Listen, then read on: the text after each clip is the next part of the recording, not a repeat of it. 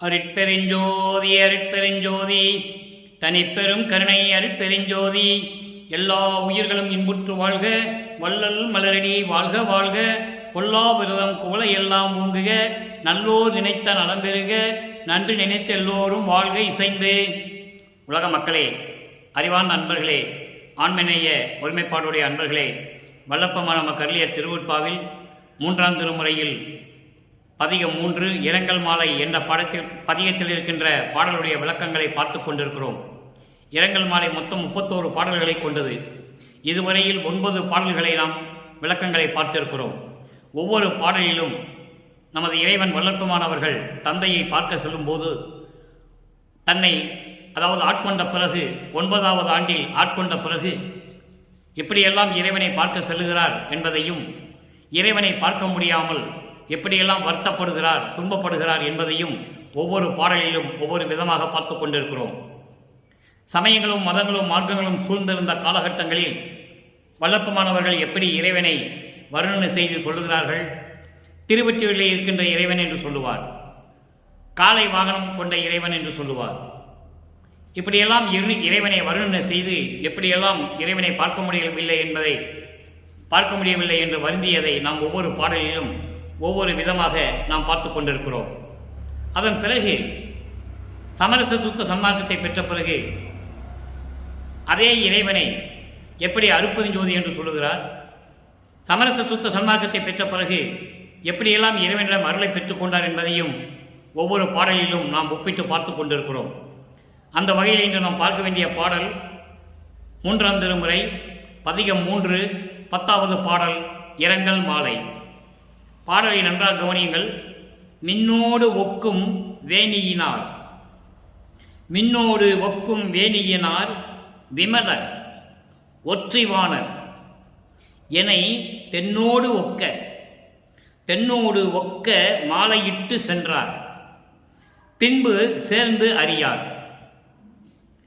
என்னோடு ஒத்த பெண்களெல்லாம் ஏசி நகைக்க இடர் உழந்தேன், கொன்னோடு ஒத்த கண்ணாய் என் குறையை எவருக்கு கூறுவேனே. இது பாடல். பாடல் இன்னொரு முறை படிக்கிற நல்லா கவனிங்க. மின்னோடு ஒக்கும் வேணியனார் விமலார் ஒற்றிவாணர் என்னை தென்னோடு ஒக்க மாலையிட்டு சென்றார், பின்பு சேர்ந்தறியார். என்னோடு ஒத்த பெண்களெல்லாம் ஏசி நகைக்க இடர் உழந்தேன், கொன்னோடு ஒத்த கண்ணாய் என் குறையை எவருக்கு கூறுவேனே. இது பாடல்.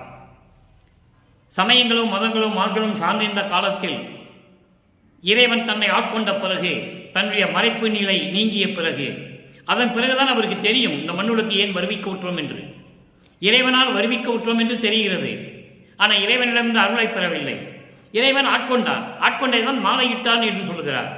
மாலையிட்டார் என்பது தன்னை தலைவியாகவும் இறைவனை தலைவனாகவும் வர்ணனை செய்து இறைவனை பார்க்க முடியாத அந்த ஏக்கத்தை, அந்த துயரத்தை, அந்த வருத்தத்தை தோழியிடம் சொல்லுகிறார். தோழி என்பது உள்ளத்திடம் சொல்லுவது போல உலக மக்களுக்கு தெரிவிக்கிறார். உலக மக்களே, இறைவன் நான் இந்த மண்ணுலைக்கு வருவிக்க உற்று இறைவன் என்னை ஆட்கொண்ட பிறகு இறைவன் யார் என்ற நிலையை நான் தெரிந்து கொண்டேன். தெரிந்து கொண்ட பிறகு திருவொற்றியூரிலே சென்று நான் பார்க்க சென்றேன். எனக்கு காட்சி கொடுத்து மறைந்து விட்டார். இது ஒரு பதிகத்திலே சொல்லுவார். அடுத்து நான் தெருவிலே நின்று கொண்ட போது என்னை திரும்பி பார்க்காமல் தெருவழியே ஓடுகிறார்.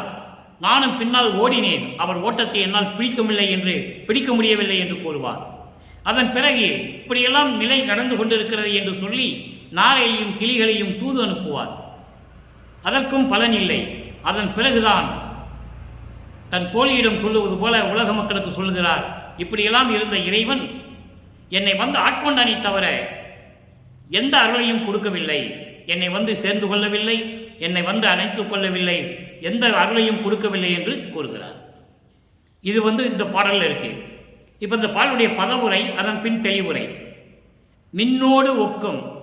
மின்னோடு ஒக்கும் வேணியனார். வேணி என்பது சடைமுடி. மின்னோடு ஒக்கும் என்பது மின்னல் போன்று ஒளிர்ந்து கொண்டிருக்கின்ற சடையை உடையவர். அவர் விமலர். விமலர் என்பது நான் ஏற்கனவே பல தடவை இந்த விளக்கம் கொடுத்திருக்கிறேன்.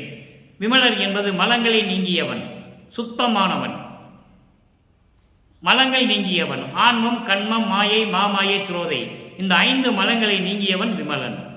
விமலன் என்று சொல்லுவார், அமலன் என்று சொல்லுவார், நிமலன் என்று சொல்லுவார். இது எல்லாமே ஒண்ணுதான், மலங்களை நீங்கிய இறைவன். அடுத்து ஒற்றிவாணர், திருவற்றியூரிலே இருக்கின்ற இறைவன். அப்போ அவருக்கு அந்த நிலையில் இறைவன் யாரு? சிவன் இறைவன். அவர் திருவற்றியூரில் இருக்கிறார். அந்த நிலை மட்டும்தான் அவருக்கு அப்போ தெரியும், வேறு எதுவுமே தெரியாது.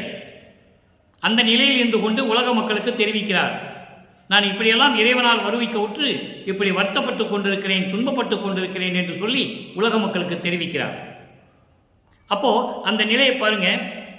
தென்னோடு ஒக்க மாலையிட்ட, தென்னோடு ஒக்க என்பது வளர்ந்த தென்னை மரம் போன்று உயர்ந்த மாலை என்று சொல்லுகிறார். உயர்ந்த மாலை, பூக்களால் அதாவது பூக்களால் கொடுக்கப்பட்ட ஒரு மாலை, அதாவது பெரிய மாலை. அதை தென்னை மரத்தோடு ஒப்பிடுகிறார். தென்னோடு ஒக்க, தென்னை மரம் போன்று உயர்ந்த மாலை. அந்த மாலையிட்டாரே, மாலையிட்டு விட்டு சென்று விட்டார். எப்படி சொல்றார் பாருங்க, சென்று விட்டார் என்ன அர்த்தம்? உருவத்தை காட்டி காட்சி கொடுத்து மறைந்து விட்டார். ஆட்கொண்டார், மறைந்து விட்டார். மாலையிட்டு சென்று விட்டார், ஆட்கொண்டு விட்டு மறைந்து விட்டார். பின்பு அதன் பிறகு வரவில்லை. பின்பு சேர்ந்தறியார், என்னை வந்து சேர்ந்து கொள்ளவில்லை, என்னை வந்து அணைத்துக் கொள்ளவில்லை, என்னோடு கலந்து கொள்ளவில்லை. அடுத்து என்னோடு ஒத்த பெண்கள் எல்லாம், இவரை ஒரு பெண்ணாக உருவகப்படுத்தியதால், தலைவியாகவும் ஒரு பெண்ணாக உருவப்படுத்தியதால் பெண்கள் எல்லாம் என்னை ஏசி நகைக்க என்று சொல்லுகிறார். உலக மக்கள் எல்லாம் என்னை கிண்டல் செய்கிறார்கள் என்று சொல்லுகிறார்.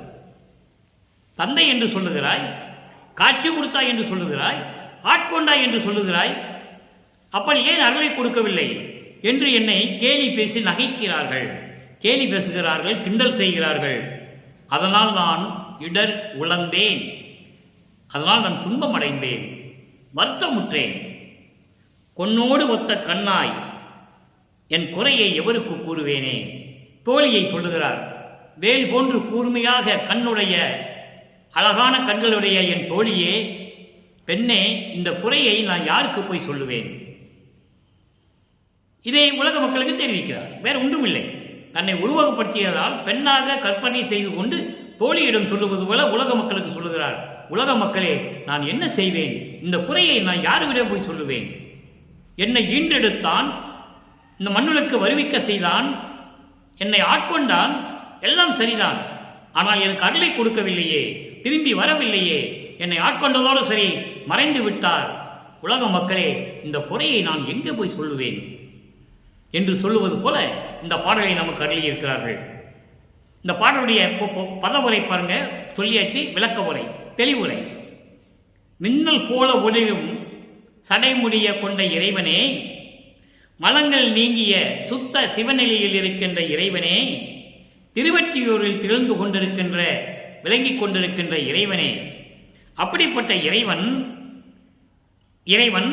சடைமுடிய கொண்ட இறைவன், மின்னல் போன்று ஒளிர்ந்து கொண்டிருக்கின்ற சடை கொடை கொண்ட இறைவன், மலங்களை நீக்கிய இறைவன், திருவற்றியூரில் இருக்கின்ற இறைவன் என்னை வந்து உயர்ந்த மாலை, அதாவது பெரிய மாலை கொண்டு வந்து மாலையிட்டானே தவிர, என்னை வந்து ஆட்கொண்டானே தவிர, அதான் பொருள், என்னை வந்து ஆட்கொண்டானே தவிர அதன் பின்பு சேர்ந்து அறியார். என்னை வந்து அவர் சேர்ந்து கொள்ளவில்லை, என்னை வந்து அணைத்துக் கொள்ளவில்லை, எந்த அருளையும் கொடுக்கவில்லை, எந்த அருளையும் கொடுக்கவில்லை. இதை பார்த்து என்னோடு இருக்கின்ற பெண்கள் எல்லாம் கேலி பேசி சிரிக்கின்றார்கள். அதனால் நான் உள்ளம் வருத்தமடைந்தேன், துயரமடைந்தேன். வேல் போல கூர்மையான கண்ணுடைய என் தோழியே, இந்த குறையை நான் யாரிடம் போய் சொல்லுவேன் என்று சொல்லி இந்த பாடலை நமக்கு அருளியிருக்கிறார்கள். இந்த பாடலின் மூலம் உலக மக்களுக்கு நமது இறைவன் வல்லபெருமான் என்ன தெரிவிக்கிறார் என்றால், நான் சமயங்களையும் மதங்களையும் மார்க்கங்களையும் சார்ந்திருந்த காலங்களில் நானும் இறைவன் வந்து என்னை ஆட்கொண்ட பிறகு நானும் இறைவனை தேடி திருவற்றியூர் செல்லுகிறேன். இறைவன் எனக்கு காட்சி கொடுக்கிறார், என்னுடைய மறைப்பை நீக்குகிறார், என்னை ஆட்கொண்டாரே தவிர எனக்கு எந்த அருளையும் தரவில்லை, என்னோடு வந்து சேர்ந்து கொள்ளவில்லை, என்னை அணைத்துக் கொள்ளவில்லை. இதை பார்த்து உலக மக்களெல்லாம் என்னை பார்த்து நகைக்கின்றார்கள். இதனால் எவ்வளவு துன்பமடைந்தேன். உள்ளம் உள்ளம் அதாவது மனம் வருந்தி நான் துன்பமடைந்தேன். என் பெண்ணே, இப்படியெல்லாம் நடந்தது, இந்த குறையை நான் எவருக்கு கூறுவேன் என்று சொல்லி உலக மக்களுக்கு தெரிவிக்கிறார். இப்போ இந்த பாடலுக்கு ஏற்றபடி சமயங்களையும் மதங்களையும் மார்க்கங்களையும் எல்லாம் கடந்து அதையெல்லாம் நீக்கிவிட்டு சமரச சுத்த சன்மார்க்கத்தை பெற்ற பிறகு இறைவனிடம் எப்படி விண்ணப்பம் வைக்கிறார், இதே போன்று இறைவன் எப்படி வந்து ஆட்கொள்ளுகிறார், ஆட்கொண்ட பிறகு எப்படியெல்லாம் அருளை கொடுக்கிறார் என்ற நிலையை வள்ளற்பெருமான் இந்த பாடலுக்கு ஏற்றபடி விளக்கம் 6ஆம் திருமுறையில் கொடுத்திருக்கிறார்கள். அதை நாம் பார்க்க போகிறோம். 6ஆம் திருமுறை பிள்ளை பெருவிண்ணப்பம். பிள்ளை பெருவிண்ணத்திலே 30வது பாடல். அதாவது வள்ளற்பெருமான் அவர்கள் இந்த உலகிற்கு மண்ணுலகிற்கு வருவிக்க உற்றி 200 ஆண்டுகள் முடிந்துவிட்டது. 200 ஆண்டுகளாகவே வள்ளல் பெருமானுடைய இறைநிலையையும் அவர் எப்படியெல்லாம் இறைவனை பார்க்க மனம் வருந்தினார் என்பதையும், பார்க்க முடியவில்லையே, அருளைப்பட முடியவில்லை என்று எப்படியெல்லாம் ஏங்கினார் என்பதையும், அதன் பிறகு ஊனின்றி உறக்கமின்றி எப்படியெல்லாம் அருளை பெற்றுக்கொண்டார் என்பதையும், தான் பசித்த போதெல்லாம் இறைவன் வந்து தான் பசித்ததாகி அருளமுதம் கொடுத்ததையும், இறைவனோடு இரண்டர கலந்ததையும், வள்ளற்பெருமானுடைய இறைநிலையையும் தெளிவாக மக்களுக்கு யாரும் எடுத்து கூறவில்லை என்பதுதான் வேதனையான விஷயம். இப்போ இந்த பாடலை பாருங்க, அற்புதமாக இருக்கும். அதாவது வள்ளற்பெருமான் உண்டார், உணவு உண்டார், அங்கே உண்டார், இங்கே தூங்கினார், அங்கே தூங்கினார்லாம் சொல்லுவாங்க. அது உலகியல் விளக்கம். இந்த பிள்ளை பெருவிண்ணப்பத்தில் என்ன சொல்றார் பாருங்க, உலக மக்களுக்கு எப்படி தெரிவிக்கிறார் பாருங்க. அவர் உண்ண வேண்டிய அவசியம் இல்லை, உறங்க வேண்டிய அவசியம் இல்லை, நீர் பருக வேண்டிய அவசியம் இல்லை, குளிக்க வேண்டிய அவசியம் இல்லை. அவர் தேகமே முத்தேகத்தோடவே இந்த மண்ணுக்கு வருவிக்க உற்றவர். மறைப்பு இருந்தது, அவ்வளவுதான். ஞானக்கண் திறக்கவில்லை. ஏனென்றால் மகனுக்கு பகுதி பகுதியாக வள்ளற்பெருமான் தெளிவாக சொல்லுவார். முன்பருவம் பின்பருவம் காட்டி அருளினாய் என்று சொல்லுவார். அந்த முன்பருவம் பின்பருவம் என்பதை வள்ளற்பெருமான்கள் வருவிக்க உற்றதிலிருந்து 51 வருடங்களையும் 8 பிரித்து மகனுக்கு அருளை கொடுக்கிறார். அது திருவருட்பாவில் கண்ட உண்மை. திருவருட்பாவில் தெளிவாக இருக்கிறது. வருவிக்க உற்று 1ஆம் ஆண்டிலிருந்து 9 ஆண்டுகளுக்குள் என்ன நடந்தது? 9 ஆண்டு தொடங்கி, வருவிக்க உற்று 9வது ஆண்டு தொடங்கி, வள்ளற்பெருமானுக்கு வயது இல்லை. அதை நீங்கள் நன்றாக புரிந்து கொள்ள வேண்டும். நான் ஒவ்வொரு பதிவிலும் இது கூறியிருக்கிறேன். வள்ளற்பெருமானுக்கு வயது இல்லை. அவர் ஊழியது ஒரு ஊழி இருக்கின்றவர், ஒவ்வொரு யுகத்திலையும் இருக்கின்றவர். கலியுகத்தினுடைய இறுதி காலகட்டத்தில் அருட்பெருஞ்சோதி ஆண்டவரால் இந்த மண்ணுக்கு வருவிக்க உற்றவர். காரணம், மதங்களும் சமயங்களும் மார்க்கங்களும் ஒளிந்து விட வேண்டும், அந்த நிலைக்கு வந்துவிட்டது. அதனால் சமரச சுத்த சன்மார்க்கத்தை மக்களிடம் கொடுக்க வேண்டும், மக்களுக்கு தெரியப்படுத்த வேண்டும். உலக மக்களை எல்லாம் ஒன்றாக சேர்த்து சன்மார்க்கத்தில் சேர்த்து மக்களை இன்புற வாழ செய்ய வேண்டும் என்பதற்காகவே நமது இறைவன் வள்ளற்பெருமான் அவர்கள் வருவிக்க உற்றவர். இப்ப இந்த பாடலை சொல்றார் பாருங்க. இன்புறும் உணவு கொண்ட போதெல்லாம், இன்புறும் உணவு கொண்ட போதெல்லாம் இச்சுகத்தால் இனி யாது இன்புறும் கொல்லோ என்று உள்ளம் நடுங்கி சூழ் வெறு வயிற்றோடும் இருந்தேன். உலகியல் விளக்கம் வேறு, சமரச சுத்த சன்மார்க்க விளக்கம் வேறு. நம்ம பார்க்க போறோம். முதல்ல பாடலை தெரிஞ்சுக்கங்க. அன்பிலே அன்பர் கொடுத்தவையெல்லாம் ஐயவோ தெய்வமே இவற்றால் வன்புற செய்யேல் என்று உள்ளம் பயந்து வாங்கி உண்டு இருந்தனன் எந்தாய். இது பாடல். இன்புறும் உணவு கொண்ட போதெல்லாம், அறுசுவை உணவு இவைகள் என்று நான் நினைத்த போதெல்லாம், உணவு இது அறுசுவை உணவாயிற்றை என்று நான் நினைத்த போதெல்லாம், அந்த உணவு என்னை வசப்படுத்திய போதெல்லாம், அறுசுவை பார்த்தாலே அதை உண்ண வேண்டும் என்ற ஒரு எண்ணம் ஏற்படும். அதன் வசம் நாம் மாறிவிடுவோம்.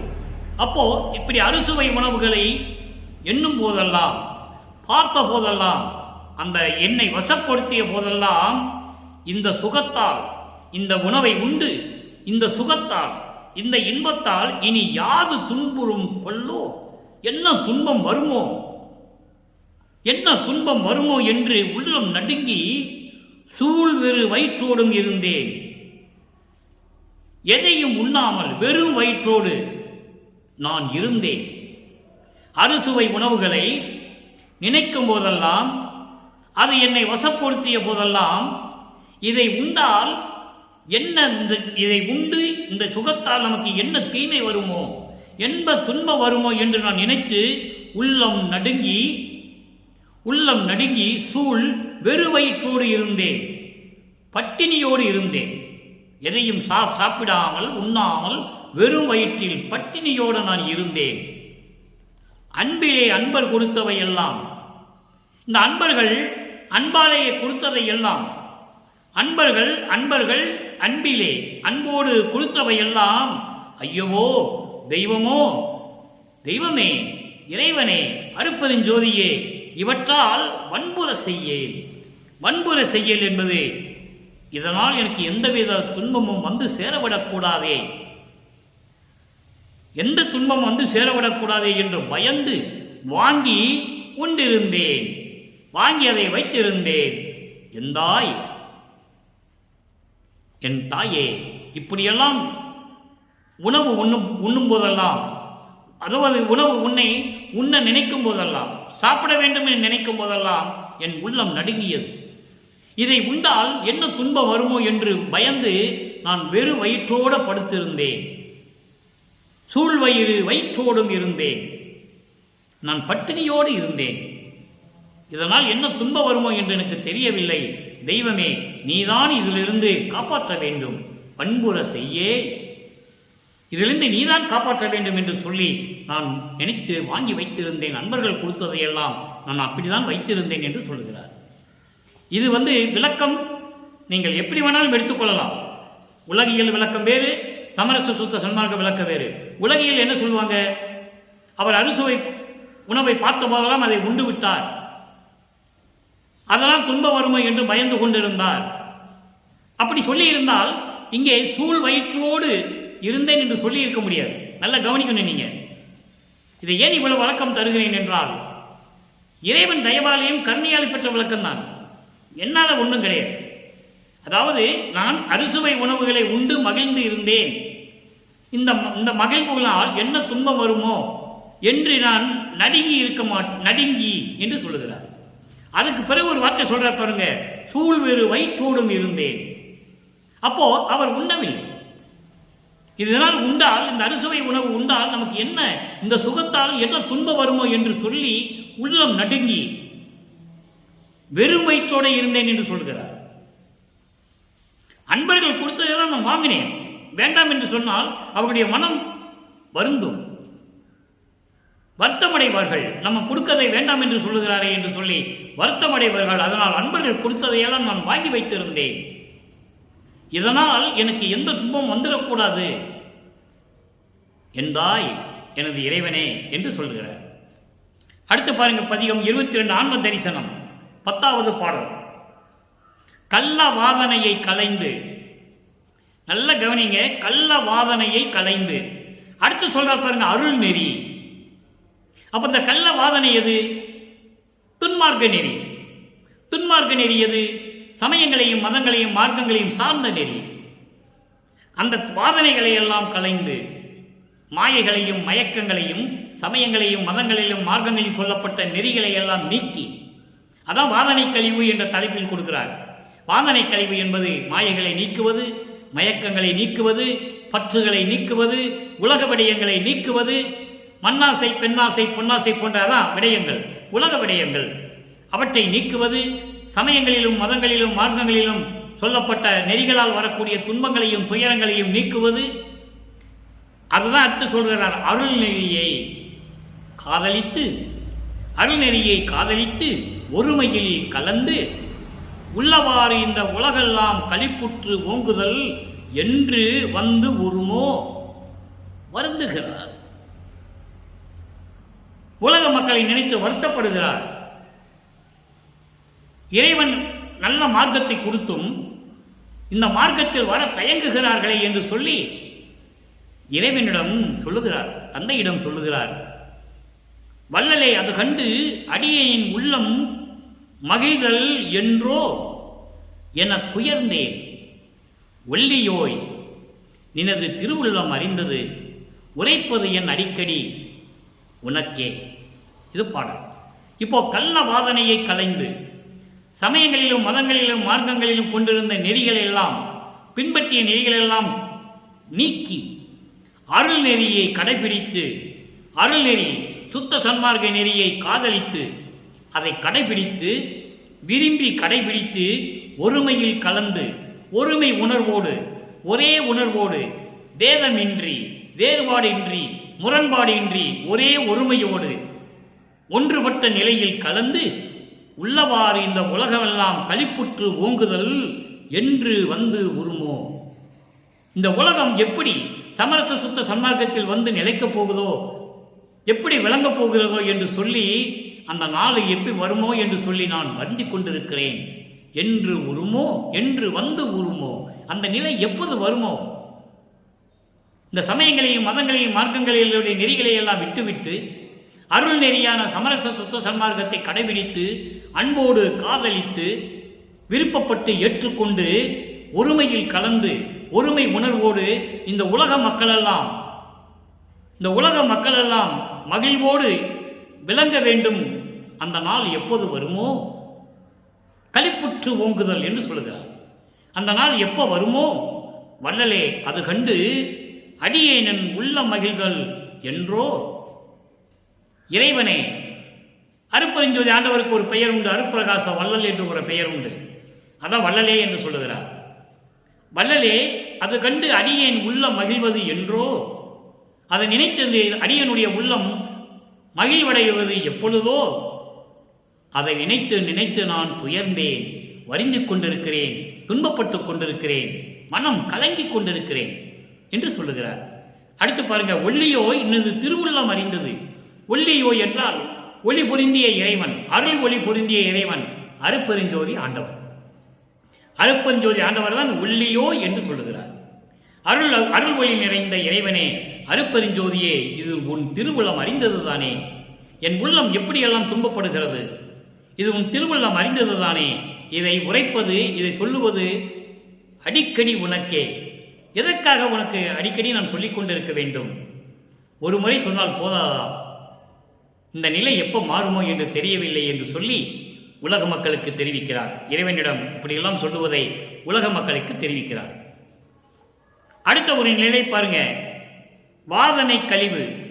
வாதனை கழிவிலே அந்த பதிகத்திலே 24வது பதிகம் வாதனை கழிவு 20வது பாடல். தந்தாய் இன்னும் தருகின்றாய். அங்கே மூணாவது திருமுறையிலே 3வது பதிகத்திலே 10வது பாடலிலே எனக்கு எந்த அருளையும் தரவில்லை என்று சொல்லுவார். அப்போ இறைவனுடைய மறைப்பு நிலை இருந்தது. தன்னை ஆட்கொண்ட பிறகு சமயங்களிலும் மதங்களிலும் மார்க்கங்களில் இருக்கும்போது எனக்கு அந்த எந்த அருளையும் தரவில்லை என்று சொல்லுவார். சமரச சுத்த சன்மார்க்கத்தை வந்த பிறகு எப்படியெல்லாம் அருளை பெற்றுக்கொண்டார் என்று சொல்கிறார். அதை நீங்கள் கவனிக்க வேண்டும். அதற்காகத்தான் இந்த விளக்கம் இங்கே இருக்கிறது. வாதனை கழுவிலே 10வது பாடலிலே 20வது பாடலிலே இருக்கிறது. தந்தாய், எல்லா அருளையும் கொடுத்து விட்டாய், எல்லா அருள் வல்லமைகளையும் கொடுத்து விட்டாய், இன்னும் தருகிறாய், இப்பொழுதும் தந்து கொண்டுதான் இருக்கிறாய், தருவாய், மேலும் இன்னும் நிறைய எனக்கு நீ கொடுப்பாய். தனித்தலைமை எந்தாய். தனித்தலைமை, தனித்தலைமை என்று சொல்வார் இறைவனே. சமரச சுத்த சன்மார்க்கத்தினுடைய தலைமையான இறைவன், சமரச சுத்த சன்மார்க்கத்தை கொண்ட இறைவன், அதான் தனித்தலைமை. தனித்தலைமை எந்தாய், நினது பெருங்கருணை என் என்று உரைப்பேன். உனது இந்த பெரும் கருணையை நான் என்னவென்று சொல்லுவது, என்னவென்று சொல்லுவேன், எப்படி சொல்லுவேன்? அந்த அளவுக்கு எனக்கு அருளை கொடுத்து விட்டாய், இன்னும் கொடுத்து கொண்டிருக்கிறாய், இன்னும் தருவாய், இன்னும் மேலும் மேலும் எனக்கு தருவாய். இவ்வுலகில் சிந்தாகுலம் தீர்த்து அருள் என நான் சிறிதே கூவும் முன் என்பால் வந்தாய். நல்ல வரி இது, நல்லா கவனிக்கணும் நீங்க. அதாவது இவ்வுலகில் சிந்தாகுலம் தீர்த்து அருள் என நான் சிறிதே கூவும் முன் என்பால் வந்தாய். இந்த சமயங்களையும் மதங்களையும் மார்க்கங்களையும் பின்பற்றி கொண்டு இந்த உலகிலே மக்கள் எப்படியெல்லாம் துன்புகிறார்கள், அப்படிப்பட்ட துன்பங்களையும் துயரங்களையும் நானும் அடைந்திருக்கிறேன். ஏன்னால் சமயங்களையும் மதங்களையும் மார்க்கங்களையும் பின்பற்றி தானே இருந்தார். அதற்கு முன்னால் அவருக்கு தெரியாத நிலையில் இருந்து கொண்டிருந்த போது நான் பட்ட துயரங்களையும் துன்பங்களையும் எல்லாம் தீர்த்து எனக்கு அருள வேண்டும் என்று நான் கூவும் முன், நான் சொல்லுவதற்கு முன்னாலே, உன்னை அழைப்பதற்கு முன்னாலே என் முன்னால் வந்து நின்றாய். நான் உன்னை அழைப்பதற்கு முன்னாலேயே என் முன்னால் என்பால் வந்தாய். என்னிடம் வந்து விட்டாய். என்னிடம் வந்தாய், கலந்து மகிழ்கின்றாய், என்னோடு கலந்து மகிழ்ந்து கொண்டிருக்கிறாய். அதான் அற்புதமான இடம். 9வது ஆண்டிலே வருவிக்க உற்று 9வது ஆண்டிலே ஆட்கொண்ட பிறகு திருவொற்றியூரிலே மகனை பார்த்து ஓடிய சிவபெருமான், தெருவிலே ஓடிய சிவபெருமான் இப்படி எப்படி வந்து கலந்து கொண்டார் பாருங்க. அப்படியே அதன் பலன் என்ன?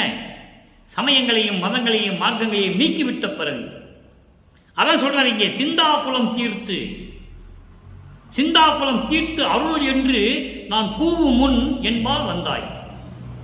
அவற்றையெல்லாம் நீக்கிவிட்டு எனக்கு சமரச சுத்த சன்மார்க்கத்தை கொடுத்து எனக்கு அருள வேண்டும் என்று நான் சொல்லுவதற்கு முன்னாலேயே, உன்னை அழைப்பதற்கு முன்னாலேயே என்பால் வந்தாய். என்னிடம் வந்து விட்டாய். வந்தது மட்டுமல்ல, கலந்து மகிழ்கின்றாய். அவ்வளவு அற்புதம் பாருங்க. யாரும் சொல்லவில்லை இந்த பிரபஞ்சத்தில். எத்தனையோ கோடான கோடி பேர்கள் தோன்றினார்கள். ரிஷிகள், மகான்கள், முனிவர்கள், ஞானிகள், யோகிகள், எத்தனையோ பேர். யாரும் சொன்னதில்லை. கலந்து மகிழ்கின்றாய். எனது பொழுது வான்பொழுதே. என் வாழ்வு பெரிய வாழ்வாயிற்றே. பொழுது என்பது வாழ்வு என்று சொல்லலாம், நேரம் என்று சொல்லலாம், தருணம் என்று சொல்லலாம், எப்படி வேணாலும் எடுத்துக்கொள்ளலாம். என் வாழ்வு உயர்ந்த வாழ்வாயிற்று. உயர்ந்த வாழ்வு என்பது என்ன? வானவர்களை விட, பத தலைவர்களை விட நான் உயர்ந்தவனாகிவிட்டேன் என்று சொல்லுகிறார். இதையே இன்னொரு பாடலிலே சொல்லுவார். பிரம்மன், திருமால், ருத்திரன் யாராக இருந்தாலும் சரி, என் முன் வலியிலர் என்று சொல்லுவார்.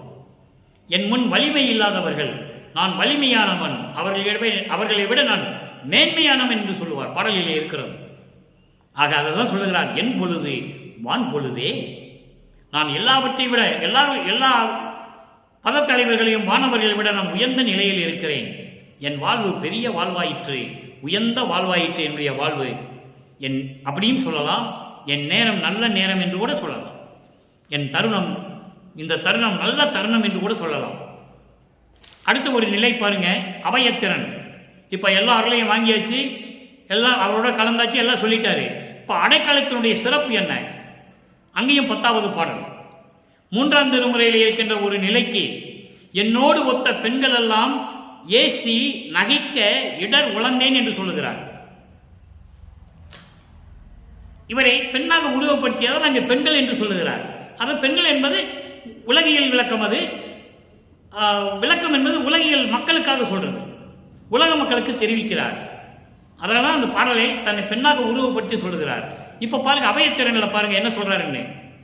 அங்கே எல்லாரும் என்னை ஏசி கிண்டல் செய்து என்னை கேலி பேசுகிறார்கள், கேலியாக சிரித்து என்னை துன்புறுத்துகிறார்கள் என்றாலும் சொல்லுவார்.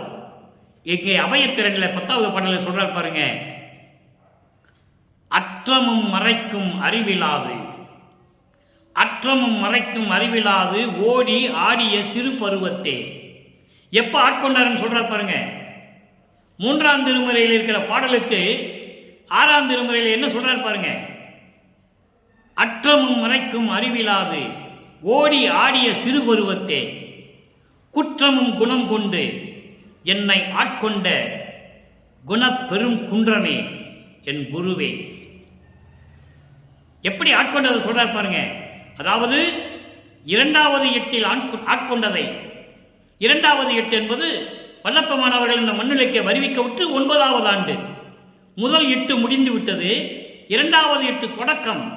9வது ஆண்டில் ஆட்கொண்ட அருள் கடலே என்று சொல்லுவார். ஆண்டாறு 3 ஆண்டில் ஆட்கொண்ட அருள் கடலே என்று சொல்லுவார். அதை எங்க சொல்றார் பாருங்க. வருவிக்க விட்டு 41வது ஆண்டில் 5வது எட்டில் இருக்கும்போது இதை சொல்லுகிறார் பாருங்க. ஓடி ஆடிய சிறு பருவத்தே, குற்றமும் குணம் கொண்டு என்னை ஆட்கொண்ட குணப்பெரும் குன்றமே குருவே. சற்றமும் விருப்பும் தீர்ந்த மெய்த்தவர்தம் சிந்தையில் இனிக்கின்ற தேனே. தகவுடைய, நல்ல தகவுடைய என்று பொருள். நற்றகவுடைய என்று இருக்கும், நல் தகவுடைய என்று படிக்கணும். நல் தகவுடைய நாதனே,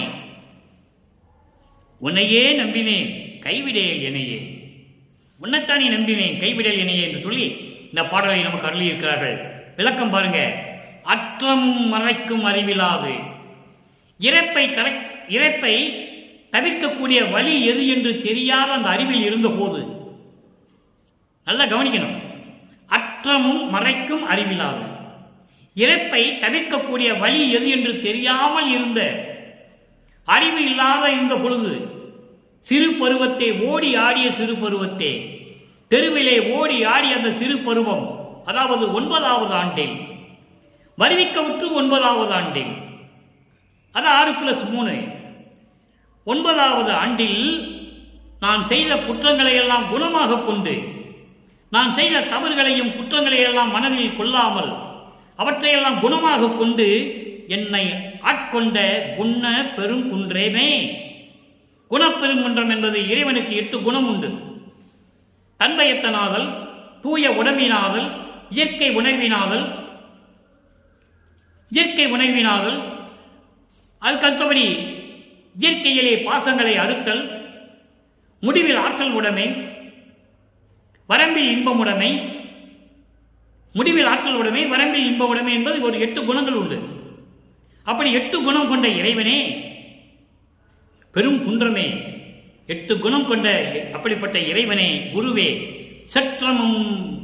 செற்றமும் விருப்பும், செற்றம் என்பது வெறுப்பு, வெறுப்பும் விருப்பும் தீர்ந்த மெய்த்தவர் தம் சிந்தையில் இனிக்கின்ற தேனே, வெறுப்பும் விருப்பமும் தவிர்த்த உண்மையாகவே தவம் செய்து கொண்டிருக்கின்றவர்களுடைய உள்ளத்தில், சிந்தனையில், உள்ளத்தில் இருக்கின்ற அறிவில் விழிக்கின்ற இனிக்கின்ற தேனே, நல் தகவுடைய நாதனே, பெருந்தன்மையும் பெருங்குணமும் கொண்ட உயர்ந்த நிலையில் இருக்கின்ற, கடவுள் நிலையில் இருக்கின்ற, எப்படி வேணாலும் நீங்கள் எடுத்துக்கலாம், பெரும் தன்மையுடைய நாதனே, அருப்பெருஞ்சோதியே, உன்னையே நம்பினேன் கைவிடேல் எனையே என்று சொல்லி இந்த பாடலை நமக்கு அருளியிருக்கிறார்கள். இறுதியாக ஒரே ஒரு விளக்கம். 58வது பதிகம் கைமாறின்மை. என்ன கைமாறு செய்ய போகிறேன் உனக்கு? எல்லாம் கொடுத்தாச்சு, நான் வாங்கிட்டேன், உனக்கு என்ன கைமாறு செய்ய போறேன்? 10வது பாடல். இருமையும் ஒருமை தன்னில் ஈந்தனை, இருமையும் ஒருமை தன்னில் ஈந்தனை எந்தாய், உந்தன் பெருமை என்னவென்று நான் தான் பேசுவேன் பேதமின்றி, நான் தான் பேசுவேன் பேதமின்றி. வேற யாராலும் பேச முடியாதுன்னு சொல்றேன். அந்த தகுதி எனக்கு மட்டும்தான் உண்டுன்னு சொல்றேன். உனது அருளையும் உனது அருள் தன்மையையும் உன்னுடைய இறைத்தன்மையும் சொல்லுவதற்கு நான் ஒருத்தவன் தான் தகுதியானவன் என்று சொல்லுகிறார். பெருமை என்னவென்று நான் தான் பேசுவேன் பேதமின்றி, உரிமையாலே நானும் நீயும் ஒன்றென கலந்து கொண்ட, நானும் நீயும் ஒன்று என கலந்து கொண்ட ஒருமையை நினைக்கின்றேன், என் உள்ளகம் அழைக்கின்றேனே. இது பாடல். பாடல் விளக்கம் பாருங்க. இருமையும் ஒருமை தன்னில் ஈந்தனை. இருமை என்பது இம்மையும் மறுமையும், அதான் இருமைன்னு சொல்கிறார். இம்மையும் மறுமையும் சேர்ந்தது இருமை.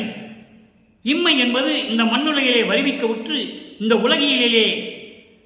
உலகியலிலே நாம் இருந்த போது, மண்ணுலைக்கு உன்னாலே வருவிக்க உற்று இந்த உலகிலே இருந்த போதும் சரி, மறுமையிலே, மறுமை என்பது இனி வருகின்ற காலங்களிலும் சரி. எப்படி சொல்றார் பாருங்க, மறைமுகமா நான் ஒவ்வொரு யுகத்திலும் இருந்தவன் என்று சொல்லுகிறார். அப்போ இந்த உலகிலே மண்ணுலகிலேன்னு சொல்லிட்டாரு, இம்மைன்னு சொல்லிட்டார். இம்மைனா இந்த மண்ணுலகம், பூ உலகம், இந்த உலகியலுடைய வாழ்க்கை, இந்த உலகியல் வாழ்க்கையிலும் சரி, இந்த மண்ணுகளிலும் சரி, உன்னால் வருவிக்கப்பட்டு அதாவது உன்னால் வருவிக்க உற்று எனக்கு எல்லாமே கொடுத்தாய். மறுமையிலும் சரி, மறுமை என்பது இனி வருகின்ற காலங்களிலும், அங்கே என்ன அந்த யுகத்திலே நீ வருகின்ற காலங்களிலே எப்படி வருவிக்க விட்டார் என்பது யாருக்கும் தெரியாது. எப்படி இறைவன் அனுப்பப் போகிறார் என்று யாருக்கும் தெரியாது. வரும் காலங்களிலும் சரி, இந்த உலகியலில் மண்ணுலகிலும் சரி, வருகின்ற காலங்களிலும் சரி, ஒருமை தன்னில் ஈந்தனை எந்தாய், ஒருமை உணர்வோடு, வேதம் இல்லாமல், எந்த விதமான வேறுபாடு இல்லாமல், சஞ்சலம் இல்லாமல், ஒருமை நிலையோடு, ஒத்த கருத்தோடு எனக்கு ஈந்தனை, எல்லாரையும் கொடுத்து விட்டாய் எந்தாய், உன்றன் பெருமை என்னவென்று நான் தான் பேசுவேன் பேதமின்றி. எந்த விதமான பேதம் இல்லாமல் உன்னுடைய பெருமையை, அருள் தன்மையை, உன்னுடைய அருள் வல்லபத்தை நான் ஒருவன் தான் பேசுவேன், பேதமின்றி பேசுவேன். உரிமையாலே, உரிமையாலே என்றால் பேதமின்றி பேசுவேன் உரிமையாலே, தந்தை மகன் என்ற உரிமையாலே. எவ்வளவு தெளிவா சொல்றார் பாருங்க. தந்தை மகன் என்ற உரிமையாலே நான் தான் பேசுவேன். நானும் நீயும் ஒன்று என கலந்து கொண்ட ஒருமையை நினைக்கின்றேன். நானும் நீயும் ஒன்று என நினைத்து என்னோடு இரண்டரை கலந்து கொண்டு அந்த இருந்த ஒருமையை, அந்த பேரின்பத்தை, அந்த பேரின்ப நிலையை, அந்த ஒருமை உணர்வை நான் நினைக்கின்றேன். அப்போது என் உள்ளகம், என் உள்ளம் அழைக்கின்றேனே, என் உள்ளம் மகிழ்கின்றேனே என்று சொல்லுவார். இதை வியப்பிலே சொல்லுவார். அடியனாக்கி பிள்ளையாக்கி நேயனாக்கியே, அடிகளாக்கிக் கொண்டாய் அவலம் நீக்கியே, பதியுளோரும் படியுளோரும் வான்களோரும் இதை நோக்கியே, பதியும் ஓரவாரன் என்பார் பரிவி தேக்கியே என்று சொல்லுவார். நான் அடிக்கடி இந்த விளக்கம் சொல்லுவதுண்டு. அடியனாக்கி பிள்ளையாக்கி நேயனாக்கி, இப்படியெல்லாம் ஒருமை உணர்வோடு ஒருமை நிலையில் என்னை கலந்து கொண்டாய் என்று சொல்லுகிறார். அதான் நீயும் ஒன்று என கலந்து கொண்ட ஒருமையை நினைக்கின்றேன், அந்த ஒருமை நிலையை நினைக்கின்றேன், என் உள்ளகம் தலைக்கின்றேனே, என் உள்ளம் மகிழ்கின்றேனே என்று சொல்லுகிறார். எனவே அன்பர்களே, 3ஆம் திருமுறையிலே இறைவனை பார்க்க முடியாமல் எப்படி தவிக்கின்றார் என்பதை உலக மக்களுக்கு தெரிவிக்கிறாரோ, அதே நிலை மதங்களும் சமயங்களும் மார்க்கங்களும் முடிந்த நிலையில் சமரச சுத்த சன்மார்க்கத்தை பெற்ற பிறகு அந்த நிலையெல்லாம் விட்டுவிட்டதனால்தான் எனக்கு ஏறான் இளமிசை கிடைத்தது என்று சொல்லுவார், ஏறான் நிலை கிடைத்தது என்று சொல்லுவார். அப்போ அந்த நிலையில் என்னை ஆட்கொண்ட இறைவன் அருட்பெருஞ்சோதி ஆண்டவர் என்று சொல்லுகிறார். ஆட்கொண்ட பிறகு எப்படியெல்லாம் அருளை தருகிறார் என்பதை உலக மக்களுக்கு தெளிவாக நமக்கு இறைவன் வல்லப்பமானவர்கள் அருளி இருக்கிறார்கள் என்பதை இங்கே சொல்ல கடமைப்பட்டிருக்கிறேன், உள்ள மகிழ்கின்றேன். எனவே அன்பர்களே, இன்று பார்த்த பாடலுக்கு 3ஆம் திருமுறையிலே 3ஆம் பதிகத்திலே இரங்கல் மாலையினுடைய 10வது பாடலுக்கு இவ்வளவு விளக்கம் இருக்கிறது. எனவே நீங்களும் அப்படிப்பட்ட இறைவனை, இயற்கை உண்மை விளக்க கடவுளாக அருட்பெருஞ்சோதி ஆண்டவரை, அவன்தான் இறைவன், ஜோதி வடிவில் இருக்கிறார்.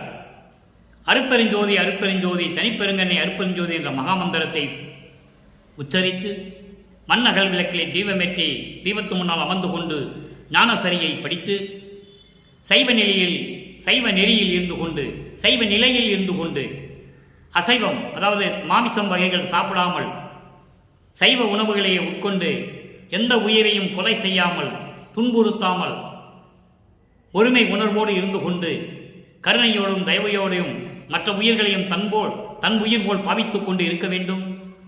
அப்படிப்பட்ட இறைவனை வணங்கி இறைவனுடைய செல்வங்களையும் பொருளையும் அருளையும் எல்லாம் பெற்றுக்கொண்டு நீங்கள் இந்த வையகத்திலே குடும்பத்தோடும் உறவினர்களோடும் வாழ்வாங்கு வாழ வேண்டும் என்று இறைவனுடைய தயவாலையும் கருணையாலை வாழ்த்து விடைபெறுகிறேன்.